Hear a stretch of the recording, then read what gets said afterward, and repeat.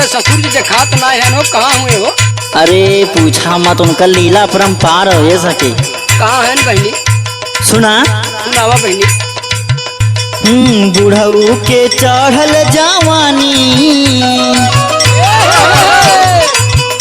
अरे बुढ़ऊ के चढ़ल जवानी मनमानी पतोहिया से करे।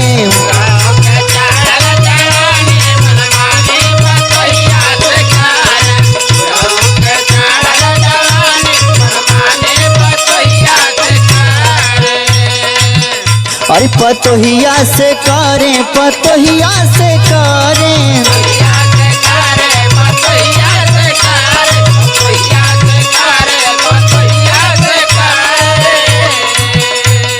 मांगा तारे आधी रात पानी, मांगा तारे आधी रात पानी मनमानी पतोहिया से करे।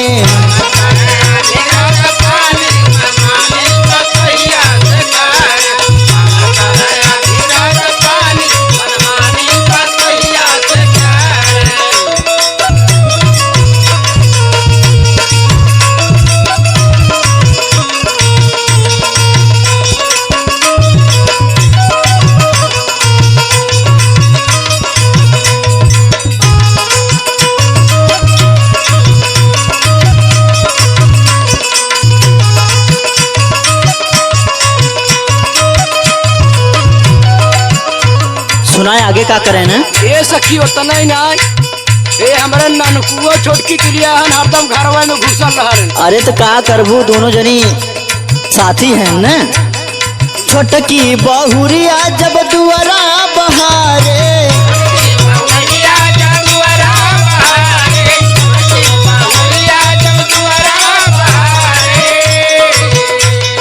बुढ़वा लगा के ता चश्मा निहारे।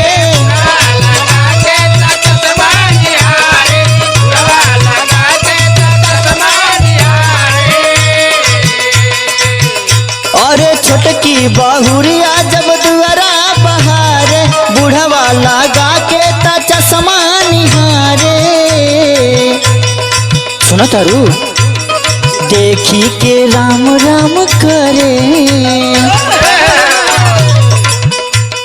देखी के हाय राम कर मनमानी पतोहिया से करे।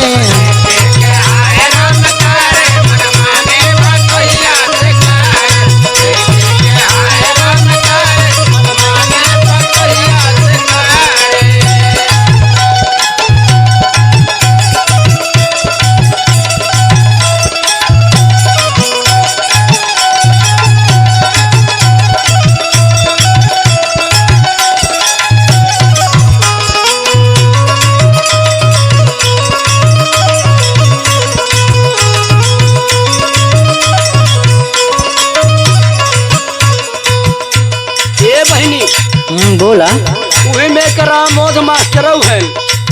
अरे का करबा, ई सब हम जोली है न, तो सरवर आबे करे। सुना, जब केहू नाही घरवा रहेला,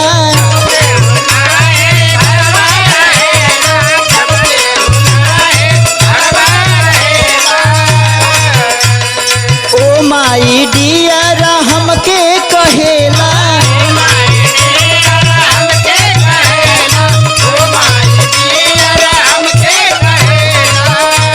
जाना तारू सखी, वो तो भाई नहीं नौसरिया हमें देखला हम हो ना छोड़े न हो। मतलब बुढ़वा काफी पढ़ल लिखल बा। पढ़ा लिखल का तो अरे देख के रिटायर बा। हाँ, जब केहू नाही घरवा रहेला, ओ माई डियर हमके कहेला। बुढ़ौती में अंग्रेजी झारे, बुढ़ौती में अंग्रेजी झारे मनमानी पतोहिया से करे।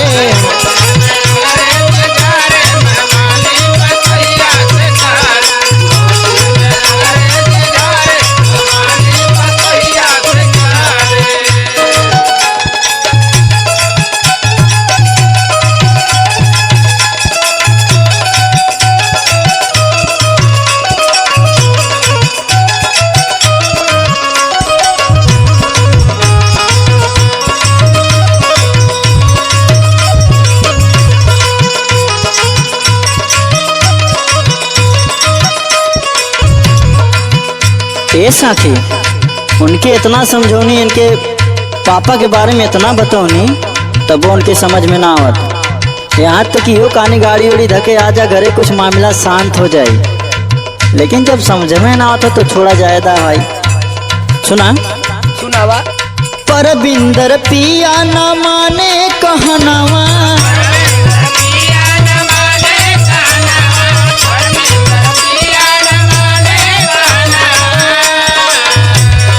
पापा के उनके ना ठीक बा रहनावा,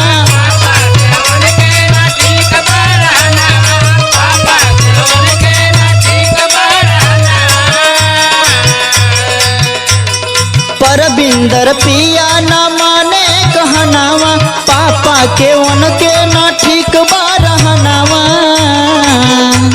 सुनो तारू। हाँ सुनो तारी सखी। रंजीत आई जा तू घरे, रंजीत आई जा तू घरे, मन मानी बात ही ऐसे करे।